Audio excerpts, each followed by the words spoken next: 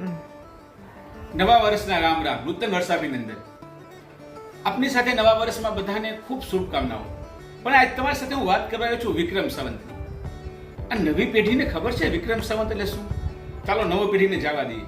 આપ બધા વિડીયો જોવો છો તો જરાક વિચારો, તમને ખબર છે વિક્રમ સંવંત શું શરૂ થયું છે? નહીં ખબર હોય. 2082 નું નવું વર્ષ શરૂ થયું છે. 2082 નવું વર્ષ અને અંગ્રેજી વર્ષ જોઈએ તો 2025. આ કેવી રીતે હોઈ શકે? બસ એ વાત લઈને હું આજે વિક્રમ સંવંતની વાત કરવા આવ્યો છું. કેટલીક માન્યતાઓ, કેટલીક પ્રણાલીઓ, કેટલાક ન્યૂઝ, ક્યાંય ગૂગલ ઉપર સર્ચ કરીને, ક્યાંય વાતો સાંભળીને આપણે વિક્રમ સંવંતને અલગ રીતે જોયું છે. પણ ગુજરાતી 12 મહિનાઓ કારતક, માગસર, પોષ, મા, ફાગણ, ચૈત્ર, વૈશાખ, અષાઢ, જેઠ, શ્રાવણ, ભાદરવો, આસો, આ 12 મહિનાઓની રચના જ્યારે પૂરી થાય ત્યારે એક વર્ષ પૂરું થઈ જાય. અને એક વર્ષને આધારે દર 3 વર્ષે પરસોત્તમ મહિનો પણ આવે છે, અધિક મહિનો પણ આવે છે.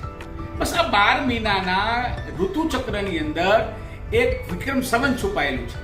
આમ જુઓ તો આની વધારે વિસ્તૃત વાત કરવી હોય તો વિક્રમાદિત્ય રાજાએ જ્યારે શક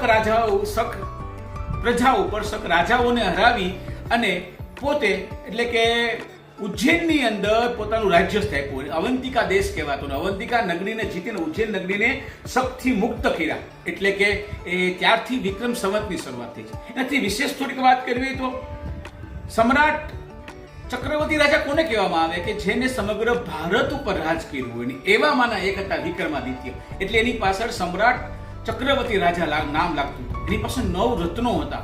એની પાસે એવું એક પરોપકારી જીવન હતું કે એમને સમગ્ર લોકોનો કરવેરો માફ કર્યો.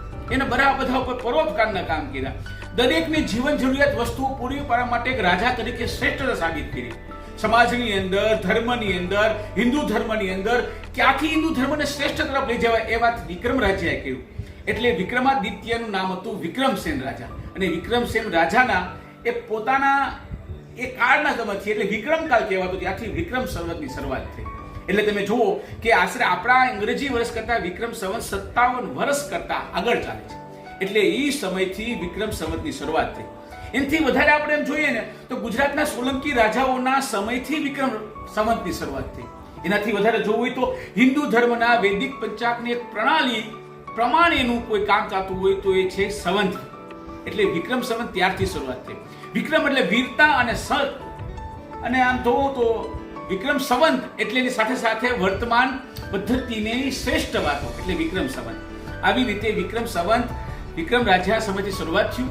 ગુજરાતી પરંપરાઓ, ગુજરાતના લોક સાહિત્યો, એનાથી વધારે ભારત દેશના હિન્દુ ધર્મ શાસ્ત્રો, વિધિ, ભૂગોળ શાસ્ત્ર, આ બધું સારી કરીએ તો વિક્રમ સંવંત છે એ શ્રેષ્ઠ સમય આવીને ઉભો રહ્યો.